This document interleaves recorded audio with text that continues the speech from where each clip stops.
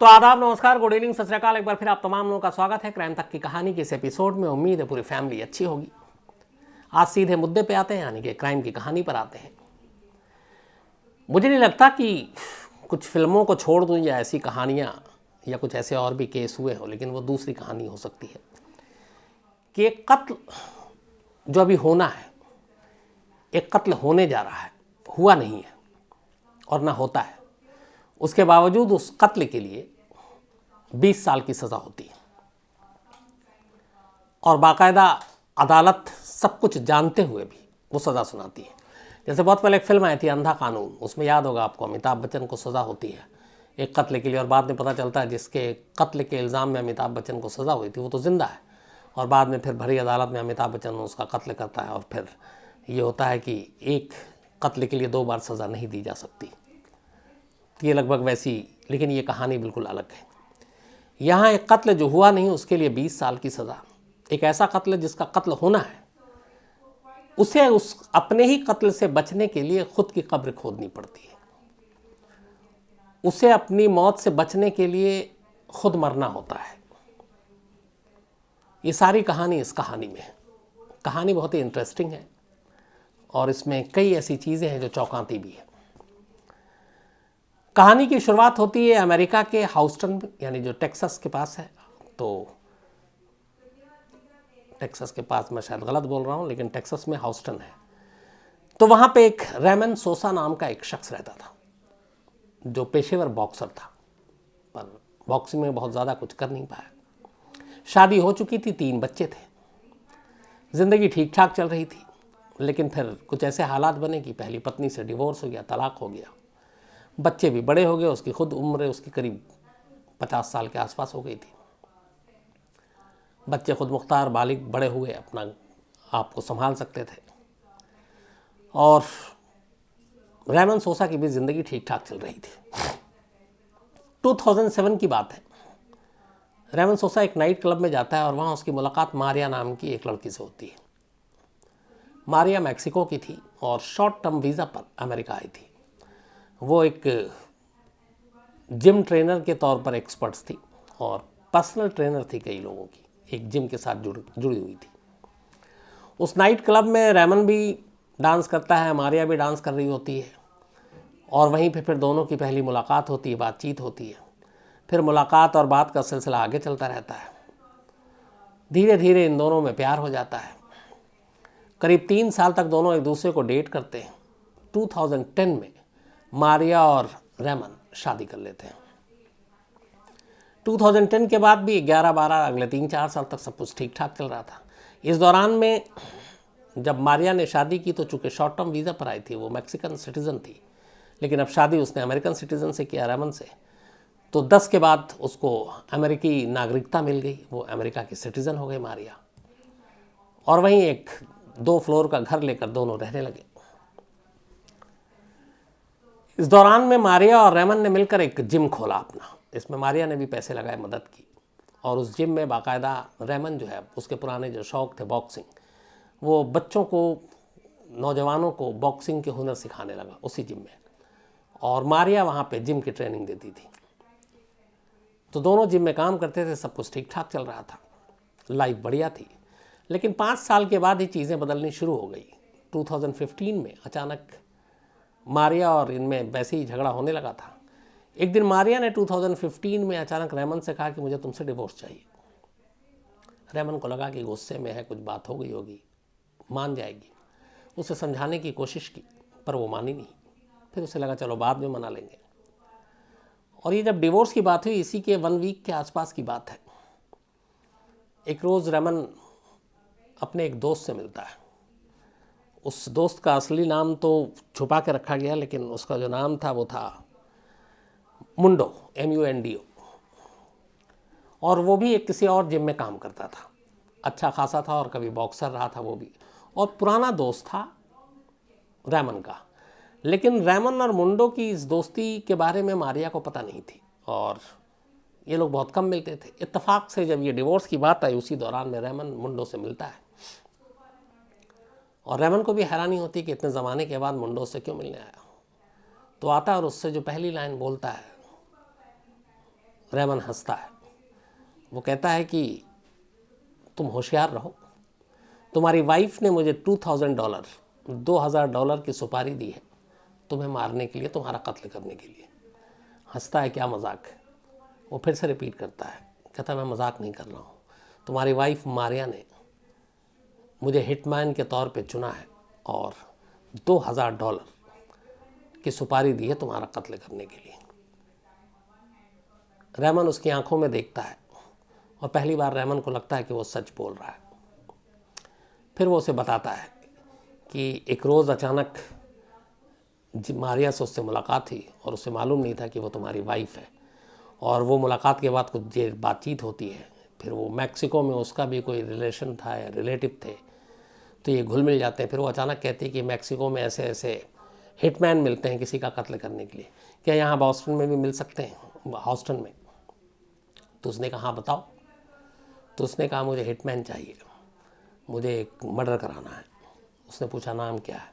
तो उसने कहा रेमन सोसा, और मेरा हस्बैंड है। उसे लगा ये अनजान है, और इत्तेफाक की नसीब देखिए कि कहीं ना कहीं से मुंडो जो है वो रेमन का, जिसका कत्ल होना था, उसका दोस्त निकल आया। अब जब ये बात सुनी तो रेमन को बड़ा अजीब लगा। उसे लगा कि चलो बात डिवोर्स की थी, लड़ाई झगड़ा है, लेकिन कोई वाइफ अपने ही पति की सुपारी देकर उसका कत्ल कैसे करवा सकती है? और मुंडो की अब बात को वो काट नहीं सकता था। उसको लग गया था उसकी आंखों को देख कर कि ये सच बोल रहा है। मुंडो ने कहा कि ठीक है तुम जाओ, लेकिन होशियार रहना। फिर उसने कहा ठीक है, तुम भी इस बात को किसी और से या फिर मारिया से शेयर मत करना कि हमारी मुलाकात हुई। अब इसके बाद दोस्त चला जाता है और रेमन बहुत देर तक बैठ के सोचता है कि क्या वाकई उसकी वाइफ ने उसके लिए कत्ल की सुपारी दी है। फिर उसे लगता है कि चलकर अपनी वाइफ का चेहरा देखना चाहिए इसी वक्त घर जाकर, कि वो कैसी बीवी है जिसने उसके मौत की सुपारी दी है। सिर्फ अपनी बीवी का चेहरा पढ़ने के लिए वो सब कुछ छोड़कर वापस घर पहुंचता है। घर पहुंचता है, चूंकि दोनों में झगड़ा था, फर्स्ट फ्लोर और सेकंड फ्लोर। फर्स्ट फ्लोर पे ये खुद रह रहा था, सेकंड पे मारिया। सेकंड फ्लोर पे जाता है, मारिया को हेलो बोलता है, बातचीत कर रहा होता है, लेकिन वो उसके चेहरे को पढ़ने की कोशिश कर रहा होता है। और मारिया की आंखों को देखता और उसे यकीन हो जाता है कि मारिया जो बात कह रही है, जुबान और आंखें उसका साथ नहीं दे रही। उसका सिक्स सेंस था कि जो मुंडो ने कहा वो सच है। बाहर निकल आता है, फिर शाम होती घर जाता है। अब उसके दिल में ये चल रहा है, कश्मकश ये है कि अब उसे पता चल चुका है कि उसकी बीवी हिटमैन ढूंढ रही उसे मारने के लिए, और उसी घर में उसे रहना है, और वो अकेला है। अब उसकी पलकें लग जाएं, नींद आ जाए, क्या पता जब वो इतना दूर तक सोची है तो वहीं मर्डर कर दे। अगले कई रात तक वो घर में सोया नहीं, सोने की एक्टिंग करता और देखता रहता कि मारिया का उस वक्त क्या रिएक्शन है। और ये भी उसको जाहिर नहीं करना था कि मारिया के इस पूरी प्लानिंग के बारे में उसे पता है। अनजान बना रहा, घर में बड़ी अपने आप को एहतियात के साथ बचते बचाते घर में भी रख रहा है, सो भी रहा है, और बार बार उसका यही कहना है कि कमाल ये देखो कि मुझे मालूम है कि कौन मेरा कातिल है, और उसी कातिल के साथ एक ही छत के नीचे मुझे दिन और रात काटने पड़ रहे हैं।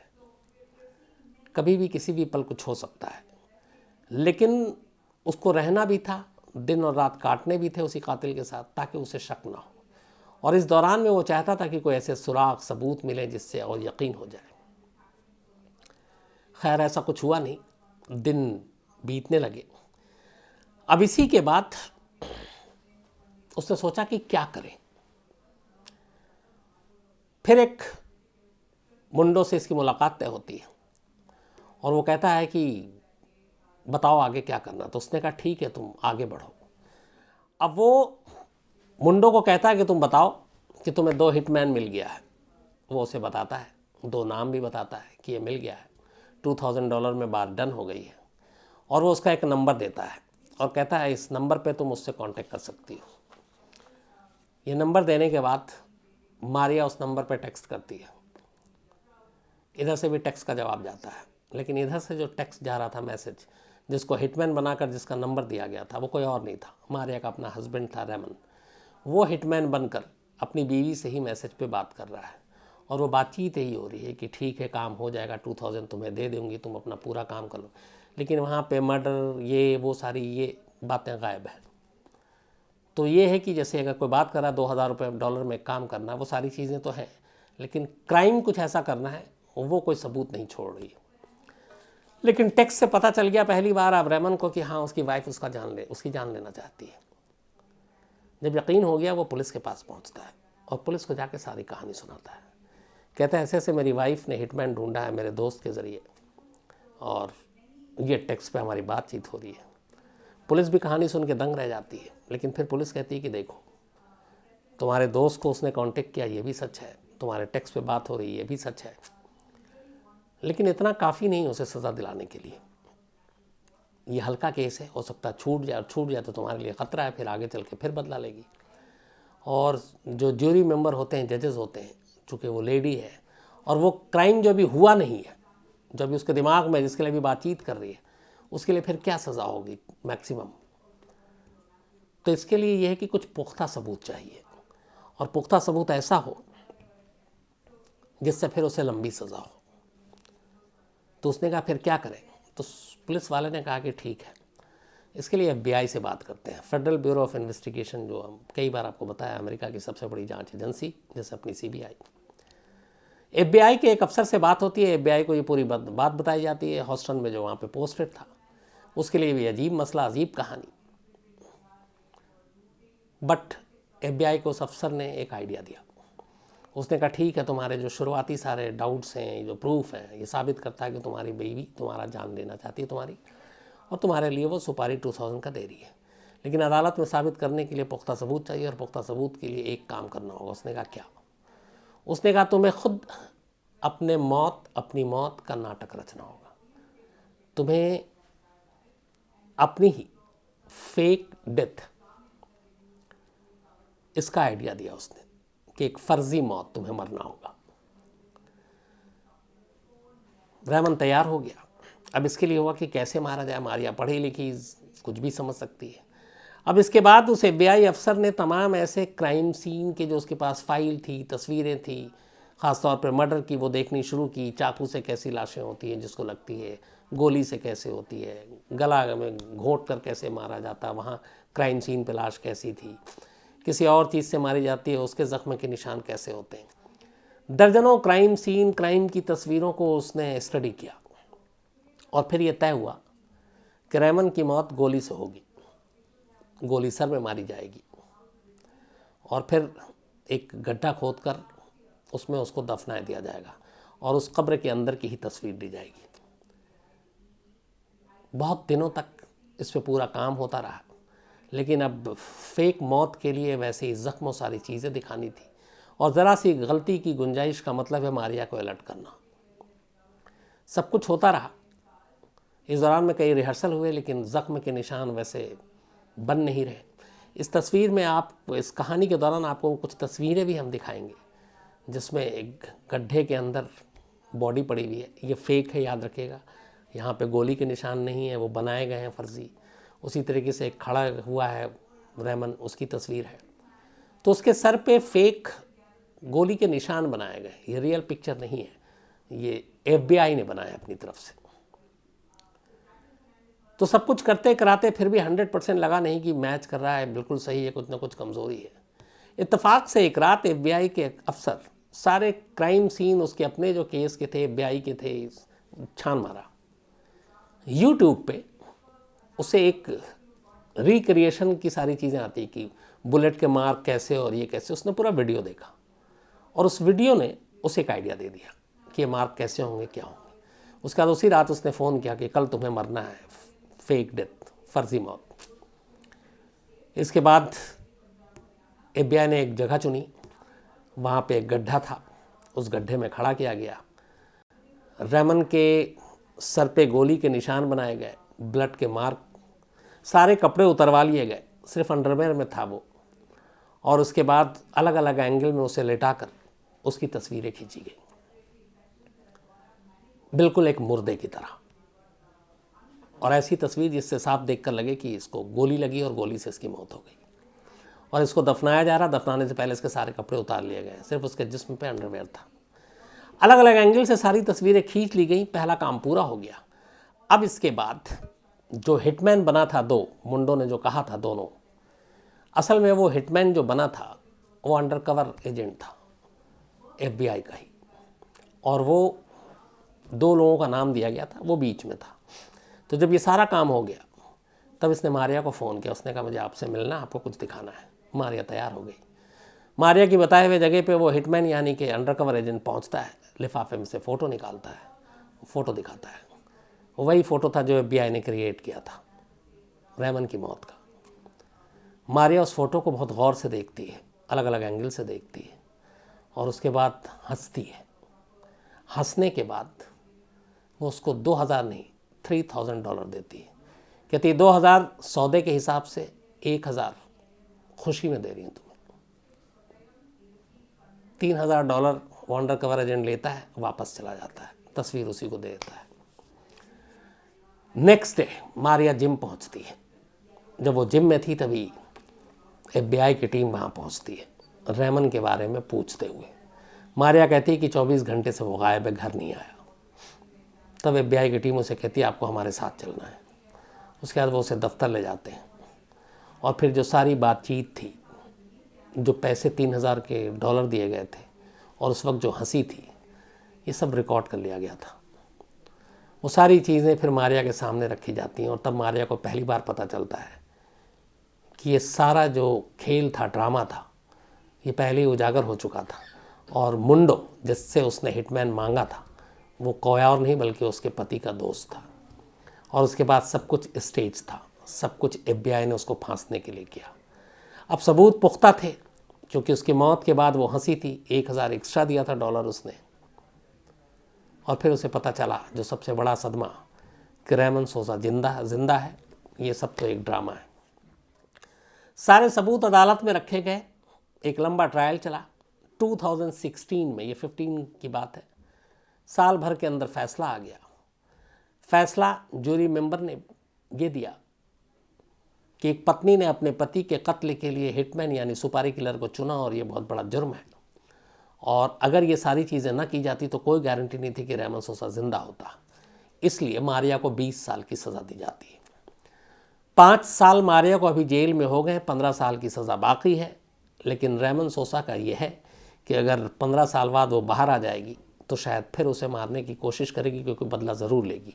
हालांकि FBI और पुलिस उसे ये समझा रही है कि वो अब ऐसा बिल्कुल नहीं करेगी, क्योंकि अगर 15 साल बाद वो बाहर आने के बाद तुम्हें मारती है, तुम्हें कुछ हो जाता है, तो सभी को पहला शक मारिया पे ही जाएगा, और वो दोबारा जेल के अंदर होगी, तो शायद वो ऐसा ना करे।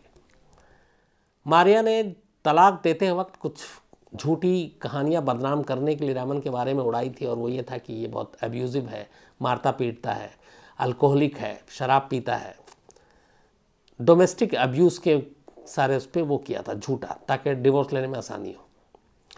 जब ये सारी चीज़ें हो गई, 20 साल की सज़ा हो गई, अब ये कहानी जब सामने आई तो फिर रोमन सोसा ने इस पर ही एक बुक लिखी। ये बुक काफ़ी चर्चित हुई, और अब बाकायदा रोमन सोसा उन लोगों के लिए काम करता है जो डोमेस्टिक अब्यूज़ के शिकार हैं। जो इल्ज़ाम उस पर लगा था, उसने कहा कि वो तो मेरी बीवी का सच सामने आ गया, वरना लोग मुझे इसी नज़रिए से देखते। लेकिन अब वो बड़े बड़े वर्कशॉप में जाता है डोमेस्टिक अब्यूज़ के, और ऐसे लोगों की हेल्प करता है। तो ये थी कहानी उस शख्स की जिसे अपनी ही मौत का नाटक करना पड़ा जिंदा रहने के लिए। अगर वो अपनी ही मौत का सॉन्ग न रचता तो शायद वो जिंदा ना होता। और किस्मत का खेल भी ये कि जिस शख्स से उसकी बीवी ने किलर मांगने के लिए मांगा, वो शख्स उसका दोस्त निकला। ये कहानी वो भी है जिसमें कत्ल हुआ नहीं, लेकिन 20 साल की सज़ा हो गई। तो ये थी कहानी, उम्मीद आपको पसंद आई होगी। अब कहानी ख़त्म करूँ उसकी पहले वो सिलसिला। आज क्राइम तक फैमिली मेंबर अजरा खान, इनका जन्मदिन है, बर्थडे, हैप्पी बर्थडे अजरा जी। और जुनैद खान ने भेजा है, तो हैप्पी बर्थडे आपको। ये इनके हस्बैंड हैं। गुरवीन सिंह, इनका भी आज जन्मदिन है, तो हैप्पी बर्थडे गुरवीन। और अभिषेक केडिया जी ने भेजा है। इसके अलावा ममता पुजारी जी का भी आज जन्मदिन है, तो हैप्पी बर्थडे ममता पुजारी जी। काशीनाथ जी ने भेजा है, इनके भाई हैं। इसके अलावा श्वेता सतीजा का भी आज बर्थडे है, तो हैप्पी बर्थडे श्वेता। और ये CA कुंदन कुमार जी की पत्नी है। अभिजीत मौर्य जी का भी जन्मदिन है, हैप्पी बर्थडे अभिजीत मौर्य जी। इसके अलावा प्रदीप काटवे जी का भी जन्मदिन है, तो हैप्पी बर्थडे प्रदीप साहब। मनमोहन कौशिक भिवानी से, इसके अलावा विपिन किशोर बरला ये राज गंगपुर से हैं। सविता बाई ये कहती हैं कोई मर्डर मिस्ट्री सुनाइए, लगातार कई सुनाइए, आगे भी सुनाऊंगा ज़रूर आपको। यतेंद्र मोहन गोयल हैं, कई कहानियों की फरमाइश की है, इन्होंने लिस्ट भेजी है, मैं यतेंद्र साहब जल्दी सुनाता हूँ। मोहम्मद अयाजुद्दीन हैं मणिपुर से, और इन्होंने कुछ एक कहानी कही, मैं ज़रूर सुनाऊंगा आपको। इसके अलावा नागेंद्र शाह हैं नेपाल से, हर्षद पाती हैं, उमेश नागरानी हैं, भारत शर्मा हैं, आदिल मोमिन हैं, आशीष पटेल हैं।